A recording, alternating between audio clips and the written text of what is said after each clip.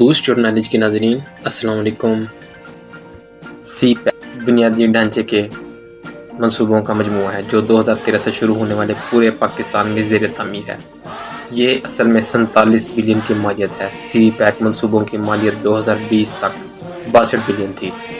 سی pack کا مقصد پاکستان کے مطلوبہ بنیادی ڈھانچے کو تیزی سے اپ گریڈ کرنا اور جدید نقل و حمل کے نیٹ ورکس، توانائی کے متعدد منصوبوں اور خصوصی اقتصادی زونز کی تعمیر کے ذریعے اپنی معیشت کو مضبوط بنانا ہے۔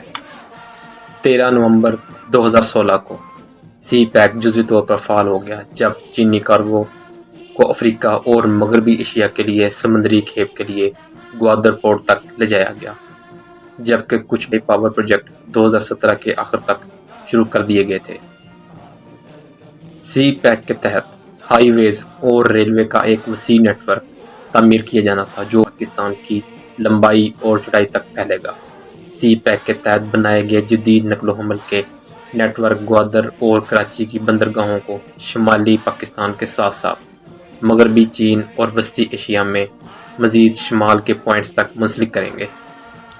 سی پیک کے ایک حصے کو کراچی اور لاہور شہروں کے درمیان 1100 کلومیٹر طویل موٹر وے تعمیر کی جائے گی، جبکہ حسن ابدال سے چینی سرحد تک شاہراہ قراقرم کو مکمل طور پر دوبارہ تعمیر اور اوورال کیا جائے گا۔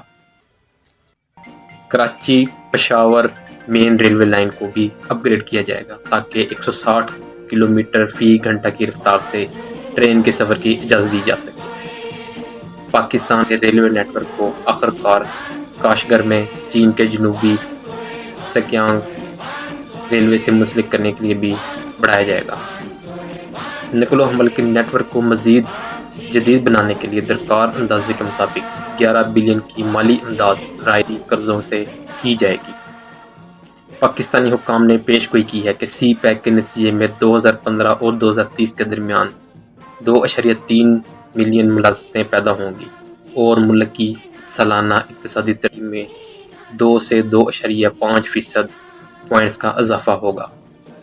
پاکستان کی توانائی کی دائمی قلت کو دور کرنے میں مدد کے لیے 33 بلین سے زائد مالیت کا توانائی کا بنیادی ڈھانچہ تعمیر کیا جانا ہے۔ 2018 کے آخر تک 10,400 میگا واٹ سے زیادہ پیداواری صلاحیت کو آن لائن لایا جانا ہے، جس میں زیادہ تر کو سی پیک کے تیز رفتار ارلی ہارویسٹ منصوبوں کے حصے کے طور پر تیار کیا جائے گا۔